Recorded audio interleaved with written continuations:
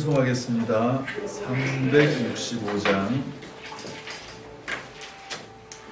365장 우리 제목이 고민되고 슬플 때 이런 제목이거든요. 이번 주 배운 말씀이. 그래서 365장 한번 1절만 하도록 하겠습니다. 시작.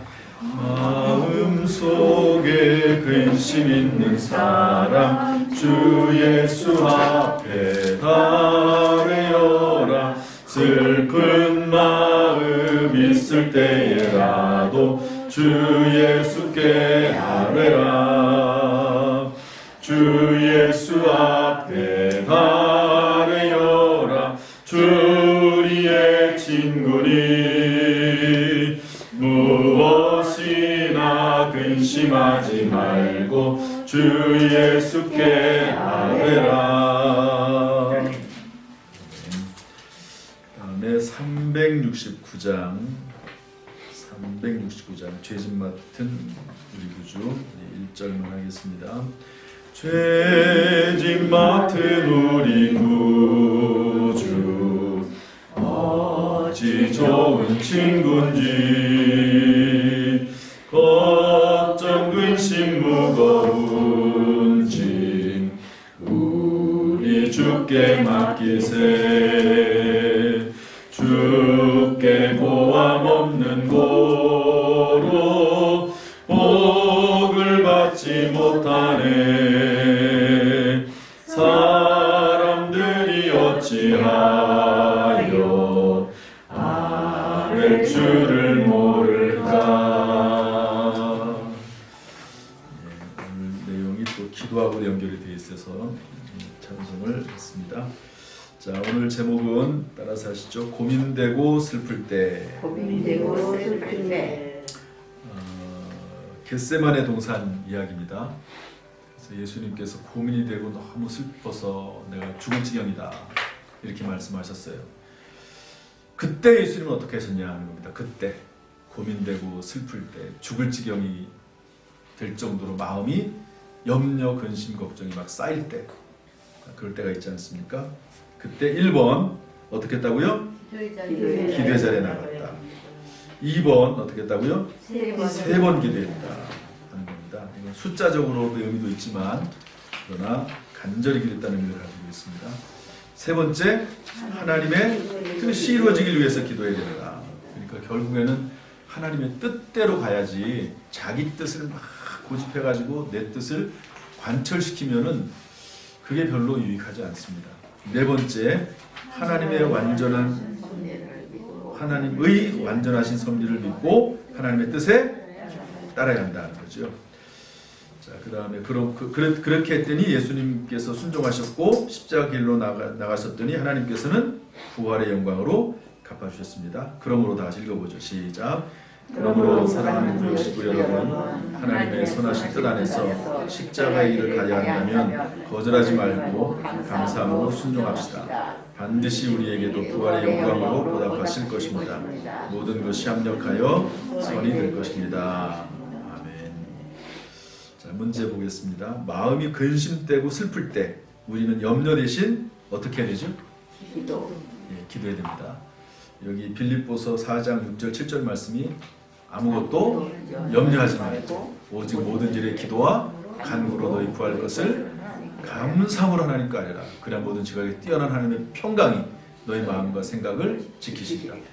그러니까 염려가 막 물밀듯 밀려올 때 기도의 자리에 나가는 게 첫 번째 거고, 언제까지 기도하느냐? 입에서 감사가 나올 때까지, 또 평안이 임할 때까지 기도하는 겁니다. 이 기도의 아주 중요한 원리입니다. 기도하다 보면 평안이 임해요. 여러분, 한나가 기도했잖아요. 근데 엘리 제사장이 너의 그 원대로 되길 원한다 그랬더니 다시는 마음에 근심이 없었다 했거든요. 근심이 사라졌거든요.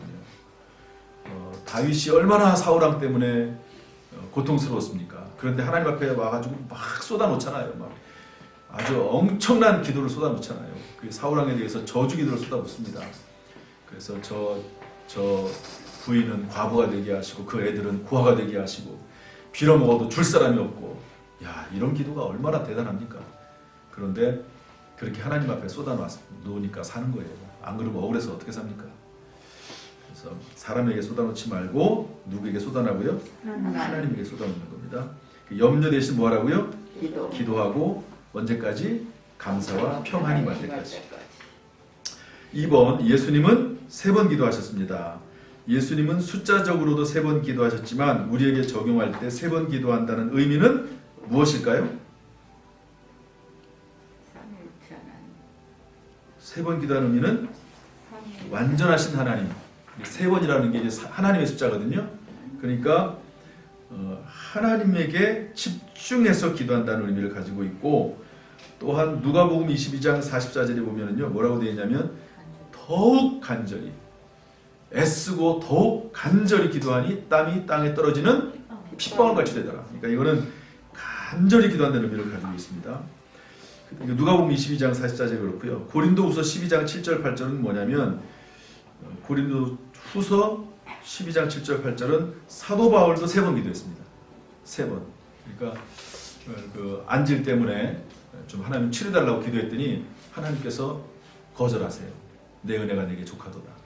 그러시거든요. 어쨌든 하나님 앞에 확실한 응답을 받을 때까지 기도하는 겁니다. 기도하다가 중간에 그만두지 말고.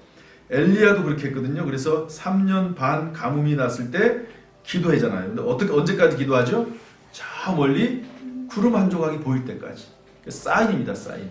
기도는 이렇게 마음의 평안이 임하고 또 그리고 감사가 생길 때까지 기도할 때가 있고요. 그 다음에 어떤 기도는 사인이 보여야 돼요. 사인이. 지금 비가 오기를 기도하고 있는데 그냥 그만둘 수는 없잖아요. 저 멀리서 구름 한 조각이 뭔가 보여야 되는 거예요. 보여야 되는 겁니다. 그때까지 기도했습니다. 그래서 3번 기도했다는 말은 마음에 확신이 들 때까지, 그리고 사인이 보일 때까지, 그리고 감사와 평안이 임할 때까지, 그리고 응답받을 때까지 기도하는 겁니다. 분명한 하나님의 응답이 있을 때까지 기도하는 거죠. 하나님은 반드시 응답하시거든요. 그런 내용입니다. 3번, 예수님은 3번 기도하신 후 십자가의 길이 하나님의 뜻임을 확인하고 십자가를 지시기로 결단했습니다. 우리는 나의 소원과 하나님의 뜻이 다를 경우 어떻게 해야 된다고 생각하십니까? 그 이유는 무엇입니까? 이와 관련한 경험이 있다면 서로 나누시기를 바랍니다. 여러분, 내 소원과 하나님의 뜻이 다르면 어떻게 될까요? 1번, 나는 끝까지 내 주장을 관철해서 반드시 응답받도록 한다. 안 그러면 삐지고 교회 안 나간다. 1번, X예요. X. 2번, 하나님의 뜻이 분명히 보여지면 내 소원과는 다르지만 그 하나님의 뜻에 순종한다. 2번이 맞겠죠? 그렇게 하는데 왜 그럴까요? 그 이유는 무엇일까요? 왜 그렇게 해야 됩니까? 왜? 내 소원을 이루 달라고 해야지 왜 하나님의 뜻대로 해야 됩니까? 내가 기도해도 잘 안 될 때가 있잖아요. 그런 거 하나님 한테 그 맡겨야지. 이유는 하나님의 뜻이 더 완벽하기 때문에 그렇습니다. 예를 들어서 요셉이 형들에게 팔려가지고 종살이하고 옥살이 했잖아요. 그거 얼마나 억울하고 속상하고 괴롭습니까? 그런데 하나님의 계획이 있는 거죠. 나중에 17살 때 잡혀갔거든요. 30살이 돼 13년 동안 죽을 고생을 하긴 했지만 하나님께서 애굽의 총리로 세우시고, 그리고 70명 되는 그 가족들을 다 데리고 들어와가지고 민족을 이루게 하잖아요. 거기서 하나님의 계획이 있는 거죠. 근데 그거를 나중에 이제 그 요셉이 받아들이잖아요. 그래서 하나님의 뜻이 결국에는 옳습니다. 예를 들어서 사도 바울 봅시다. 사도 바울 안지를 위해서 너무 힘듭니다. 여러분, 눈이 아프면 얼마나 피곤한지 몰라요. 그런데 하나님께서 안 된다 그렇게 얘기하시잖아요. 이유가 뭐죠? 자고하지 않도록, 교만하지 않도록 하나님의 생각이 있고 뜻이 다 있는 거거든요. 이와 관련된 경험이 있다면 서로 나누시기 바랍니다. 제가 참고로 사도 바울 얘기를 써놨어요. 1차 전대회를 마치고 2차 전대회를 가려고 할 때 사도 바울은 아시아로 가려고 했거든요. 근데 길이 다 막혀요. 근데 꿈에 마게도나 사람이 나타나가지고 이리로 와서 우리를 도우라. 그러니까 그것이 하나님의 뜻일 줄 알고 아시아로 가고 싶었는데 딱 뜻을 돌이키잖아요. 그리고 마게도냐, 유럽으로 갑니다. 이런 경우 하나님의 뜻에 따르는 거죠. 다윗 같은 경우 그렇습니다. 사울 왕이 죽이려고 쫓아다니잖아요. 근데 죽일 기회가 2번 있었습니다. 근데 죽이지 않아요. 부하들은 다 죽여버리라고 그러죠.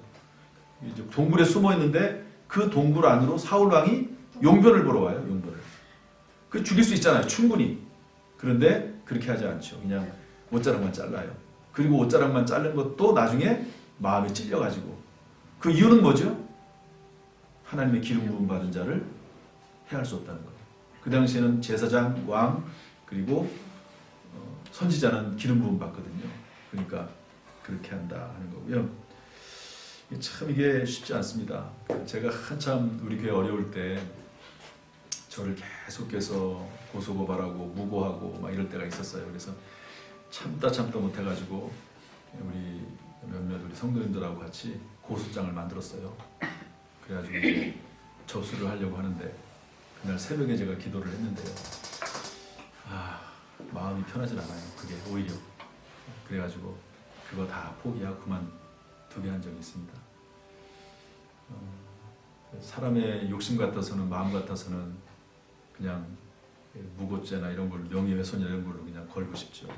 그런데 안 했는데 잘한 것 같아요. 그러니까 기도하다 보면 내 마음에서 막 올라오는 것들이 있습니다. 올라오는 것들. 근데 그런 것들이 하나님의 뜻과 다를 때는 하나님의 뜻을 행하는 것이 그게 더 나에게 더 유익입니다. 결과적으로는. 그런 말씀이고요. 그런데 이런 건 있어요. 하나님께서 우리의 마음에 소원을 두고 행하신다는 거예요. 소원을 두고.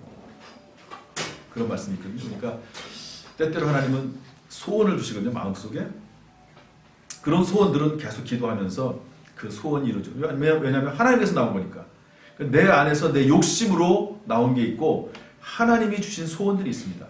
그런 소원들은 강력하게 하나님 앞에 기도하고 끊임없이 기도하고 포기하지 않고 기도하고 이루어질 때까지 기도해야 되겠죠. 네, 그런 말씀입니다. 4번, 이번 주일은 부활주일 겸 총출석 전도주일입니다. 교회에 나와야 할 구역 식구와 가족들과 전도 대상자를 초청할 계획을 세우신 후 그 영혼들을 위하여 사랑의 마음으로 합심하여 기도하시길 바랍니다. 그래서 좀 기도하십시오. 이번에 구역 모임 때 내일 모여도 되고 금요일날 모이더라도 모여서 이제 우리 구역 식구들, 안 나오는 분들, 또 가족들 어떻게 초청하면 될까요? 좀 가족들이 말을 통 들어먹어야지. 안 나오는 사람들이. 문제는 그게 문제예요. 끌고 와야 되나요? 강아지면 목에다가 줄 매고 데려올 텐데 그럴 수도 없고. 어쨌든 중요한 건 어떤 방법을 쓰든지 간에 어쨌든 메시지를 듣게 해야 됩니다. 말씀을 듣게 하는 게 중요해요. 그래서 십자가의 메시지, 부활의 메시지를 듣게 하도록 하는 것이 중요합니다. 이번 듣게 하고 또 뭐 그러나 또 안 나올 수 있죠 뭐. 그럼 또 다음에 또 성탄절 나오게 하고 또 감사절 때 나오도록 하고. 죄송합니다. 방송 듣는 분들. 자, 오늘 여기까지 말씀을 나눴습니다. 한 주간 또 사순절을 보내고 있습니다. 이번이 이제 마지막 주간이니까 우리 구역 식구들하고 함께 모여서 함께 기도하고 위로하고 격려하는 시간이 될 수 있기를 바랍니다. 기도하겠습니다.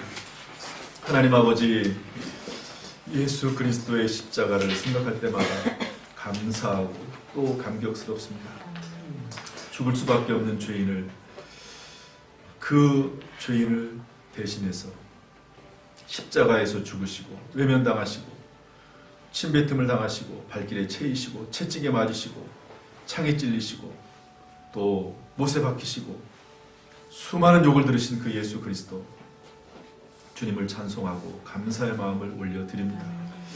이번 고난주간에 깊이 감사하는 시간 되게 하시고 또한 예수 그리스도의 십자가의 보혈을 더 의장으로 말미암아 예수님으로 말미암아 새롭게 되는, 다시 새롭게 시작하는 회복되는 기회가 될 수 있도록 역사하여 주옵소서. 아멘. 이번 부활주의를 통해서 하나님 영광 받으시기를 원합니다. 아멘. 오직 하나님, 오직 주 예수 그리스도께서 영광 받으시고 이 세상을 살아갈 수 있도록 지혜와 능력을 얻기 위하여 성령으로 충만하도록 우리를 인도하여 주옵소서. 아멘. 성령이 충만할 때 지혜도 있고 지식의 말씀도 있고 또 성령이 충만할 때 신의 은사도 임하게 되고 리더십 연사도 있고 재물의 연사도 있고 하나님 주신다고 했사오니 그 말씀 붙잡고 성령에 충만해서 성령을 분리하여 살아갈 수 있도록 인도하여 주옵소서.